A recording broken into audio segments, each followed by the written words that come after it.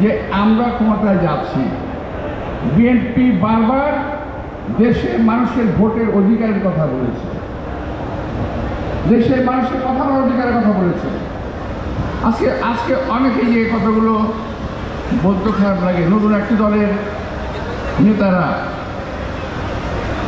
যাদের সম্পর্কে মাঝে মাঝে সোশ্যাল মিডিয়ায় আছে, কয়েকদিন একজনে বলেছেন যাদের কয়েকদিন আগে মাত্র মুসলমানি করা হয়েছে।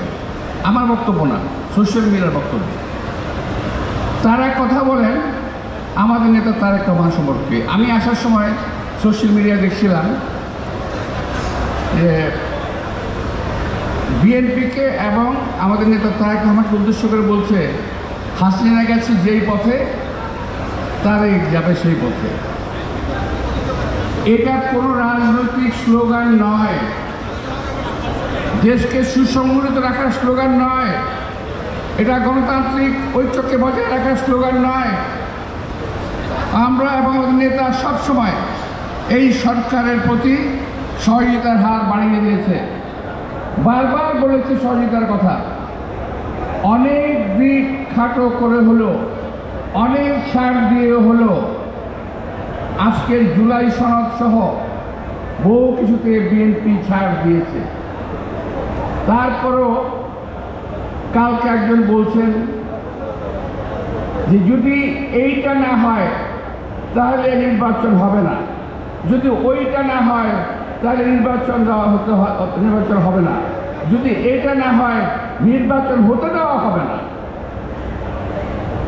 এক ফ্যাসিবাদকে তাড়িয়ে আরেক ফ্যাসিবাদকে আনবো না। আমরা তো তাই বলছি, এক ফ্যাসিবাদকে তাড়িয়ে আরেক ফ্যাসিবাদ আমরাও আনতে চাই না, আমরাও প্রতিরোধ করব। আপনারা যে কথাবার্তা আজকে বলছেন, আমার মনে হয় সরকারের মুখপাত্র হয়েই আপনার কথাগুলো বলছেন। আপনাদের বয়স, আপনাদের যে মেধা, আপনার যে অভিজ্ঞতা, তাতে আমার মনে হয় না এই সমস্ত কথাগুলো আপনাদের মুখ দিয়ে আসছে কিংবা আপনাদের মাথা থেকে আসছে। এটা অন্যজনের প্ররোচিত কথাবার্তা আপনারা বলছেন, এতে কোনো লাভ হবে না।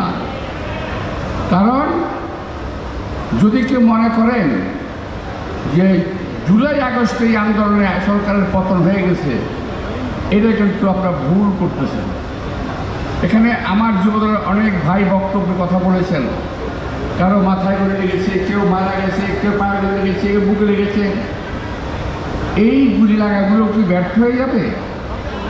17 বছর কি আমরা রাজপথে আন্দোলন করি নাই? যদি জুলাই আগস্ট না হতো আরেকটা মাসে হয়তো বিএনপি আন্দোলন করে সরকারকে ফেলে নিত। আমি একটা কথা বলতে চাই, অনেকে গ্রহণ করতে পারেন, নাও করতে পারেন। সম্ভবত 28শে অক্টোবর, সম্ভবত আমাদের একটা মহাসমাবেশ ছিল 23 সালের 28শে অক্টোবর, সম্ভবত আমার ভুল না হলে। সেই মহাসমাবেশে সরকারের পতন হয়ে যাওয়ার কথা ছিল। চক্রান্তের কারণে সেদিন সেটা হয়নি। সেই দিন যে জনসমাবেশ হয়েছিল, ওই সমাবেশ থেকে যদি ঘোষণা দেওয়া সম্ভব হতো তাহলে এই সরকার থাকে না। ওই দিন যেভাবে গুলি করেছিল বিএনপির মিছিলের উপরে, মিটিংয়ের উপরে, বিএনপি নেতা কর্মীরা আহত হয়েছিল, এটা ভাষায় প্রকাশ করা যাবে না। মঞ্চে আমরা অনেকেই ছিলাম, এখানে যারা উপস্থিত আছেন অনেকেই মঞ্চে ছিল। গুলির তোড়ে এবং গ্যাসের মুখে আমরা টিকে থাকতে পারি নাই, কিন্তু শেষ পর্যন্ত আমি এবং আমাদের সেক্রেটারি ফখরুল ইসলাম আলমগীর মঞ্চেই ছিলাম। কিন্তু কেন? এই আন্দোলন তো ছিল এই সরকারের বিরুদ্ধে। কি বৃষ্টি হতে নেই? এই আন্দোলন ছিল সরকারের বিরুদ্ধে, গণতন্ত্রের পক্ষে, বাক স্বাধীনতার পক্ষে আমরা আন্দোলন করেছি। আমি আরেকবার বক্তব্যে বলেছিলাম যে আমরা 17 বছর পরিশ্রম করে গাছে পানি দিলাম, আপনারা ফলটা খেলেন। এখন বলছেন বিএনপি টিম পেরে কিছু না, এখন বিএনপি নাকি স্বৈরাচার। আরে আমাদের সরকারেই গেলাম না এখন পর্যন্ত। এক নাম্বার। আর বিএনপি যখন ইতিপূর্বে সরকারে ছিল, আমাদের নেতা শহীদ রাষ্ট্রপতি জিয়া রহমান সরকারে ছিলেন, যিনি বহুদলীয় গণতন্ত্র কায়েম করেছেন, প্রথম সংস্কার করেছেন শহীদ রাষ্ট্রপতি জিয়া রহমান।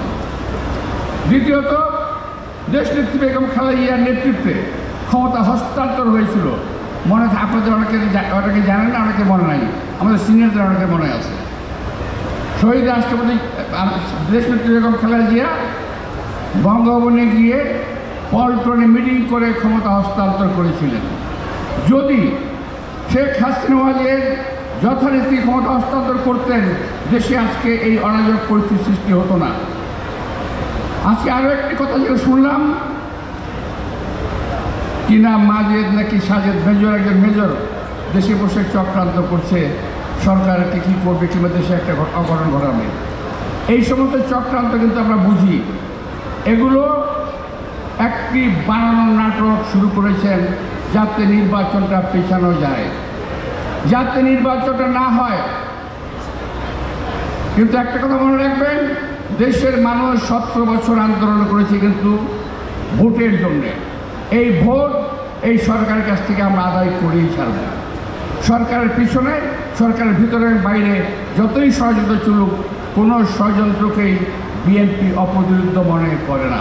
ইনশাআল্লাহ আমরা আমাদের নেতা তারেক রহমানের নেতৃত্বে গত 17 বছরের মতোই আগামীতে প্রয়োজন পড়লে আরও 17 বছর আন্দোলন করব, কিন্তু কোনো অরাজক পরিস্থিতি কিংবা কোনো শৈলের শাসককে আমরা প্রতিষ্ঠিত হতে দেব না। আমি শৈলের শাসকের কথা বলছি এই কারণে, কয়েকটা বাচ্চা ছেলেপেলের মুখের কথায় মনে হচ্ছে তারা যা বলবে তাই দেশের লোকের মানতে হবে। আমরা তাদের বলে বাপদাদার চাকর বাকর মনে হয়। দেশের মানুষকে তারা মানুষ মনে করে না, দেশের নেতৃবৃন্দকে তারা নেতা মনে করেন না, মনে করেন তারাই নেতা। কারণ গদির লোক পেয়ে গেছেন তো, এরা আর ক্ষমতায় ছাড়তে চান না। যাই হোক, আমি আজকে যুবদলের আমার স্নেহাস্পদ ছোটো ভাইদেরকে ধন্যবাদ দেব। তারা কষ্ট করে অনুষ্ঠানের আয়োজন করেছেন, শহীদ ভাইদের প্রতি সমবেদনা জানিয়েছেন, আমাদেরকে আমন্ত্রণ জানিয়েছেন। এই জন্য সবাইকে আন্তরিক শুভেচ্ছা এবং ধন্যবাদ জানিয়ে বক্তব্য শেষ করছি। সবাইকে ধন্যবাদ। আসসালামু আলাইকুম। ধন্যবাদ স্থায়ী কমিটির সদস্য জনাব মির্জা আব্বাসকে। আমরা দুঃখ প্রকাশ করছি, আজকে এখানে অনেক জাতীয়